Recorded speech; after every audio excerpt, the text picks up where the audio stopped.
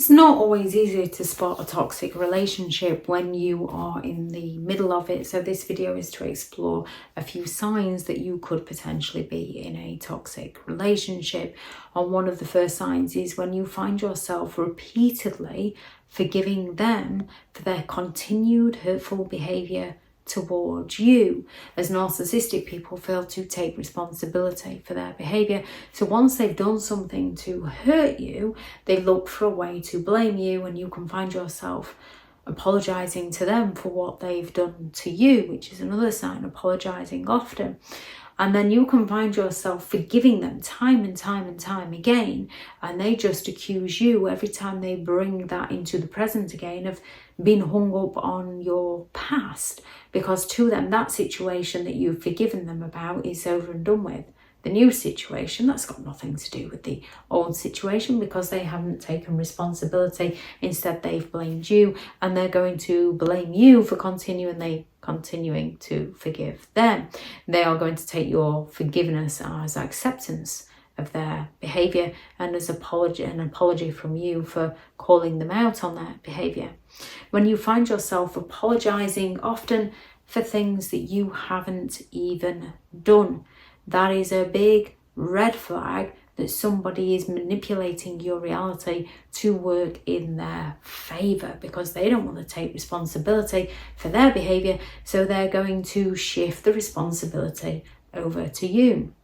When you find yourself agreeing to things that you don't agree to save the argument, or out of fear of previous experience of reactions from them when you didn't agree with them. So a narcissistic person can bring third people into this. They can say that somebody isn't allowed access to their property to work on that other person's property. And this can cause no harm to the narcissist property. And those people might turn up while you're not in, and while the narcissist isn't in, and get their work done. And when the work's been done and the narcissist notices, even though there's no damage, they're going to be, I can't believe they've done that. How rude. They've taken advantage of me. And if you don't agree with the narcissist's point of view, the narcissist is going to be offended at you, even though they will happily go on their neighbour's property to work on their own property. Those double standards.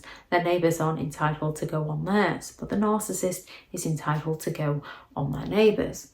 When you continually see the good in them while they continue to point out any flaws, mistakes, weaknesses, insecurities within you, not only do they point them out, they create them within you. They will nitpick about your facial features to create that insecurity within you. If you tell them you're insecure about a certain part of your body, they will continually bring this up, or they will point it out within somebody else. Oh, look, don't they look nice? Haven't they got a nice? So that you find yourself comparing yourself to other people, because a narcissist is playing you off against those other people.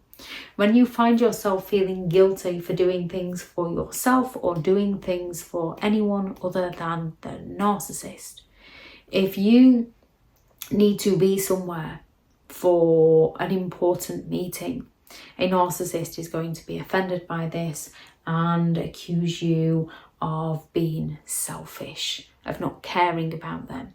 If you've arranged plans with some of your friends or family members, the narcissist is going to claim that you care about those people more than you care about the narcissist. They're very offended when you don't put the narcissist first. So they are going to go all out to make you feel guilty for putting yourself first, and we all need to do that at times, or putting other people before the narcissist, and we do all need to do that at times. Narcissistic people will be offended that their husbands or wives are putting their children before the narcissist. When you find yourself feeling obligated to help them, if you don't help them, they're going to make you feel bad. They're going to make you feel guilty. They're going to accuse you of being awkward and selfish and stubborn. So when you feel obligated into helping them and putting them first, while they rarely to never help you or put you first unless they can use that as leverage against you at some point, or you fear asking them for help from previous experience of asking them for anything. They accuse you of being too demanding, even though you're just asking them a simple favour. Yet when they ask you a simple favour, they expect you to just do it straight away, no questions asked. And when you begin to question whether you are becoming too emotional, rather than questioning the narcissist behaviour towards you.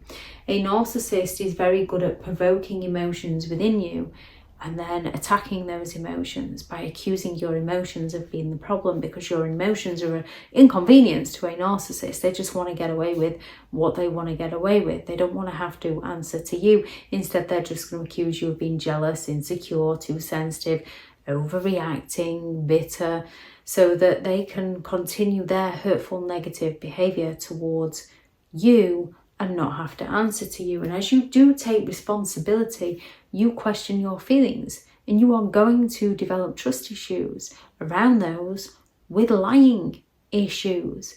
However, the narcissist doesn't want you to recognise their lying issues. They want you to blame yourself, to question yourself, to doubt yourself. They want to condition you into living life on their terms so that they can continue getting away with their exploitative, hurtful behaviour towards you. And when it comes to a narcissistic person, they lack the empathy to care about you. When it comes to dealing with a narcissist, the best way to deal with them is don't. Find a safe way out of the situation. First, as those who lack empathy, you do have to be careful around. You never know which way they're going to go when you end it with them, because they feel entitled to do as they please. And then once you've found a safe way out, it's then things such as no contact or limited contact and grey rock.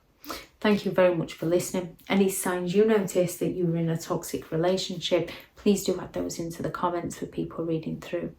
Thank you very much to all the returning subscribers and your continued support with the channel. It's greatly appreciated. If you are new to the channel, I'm Elizabeth Shaw. This channel is all about narcissistic behaviour to give you more understanding of the people you might be dealing with within your life, how to handle yourself around those people if you cannot go no contact, and different methods to find what works for you to help you understand and overcome narcissistic and emotional abuse. If you do find the information helpful on the channel, please do subscribe.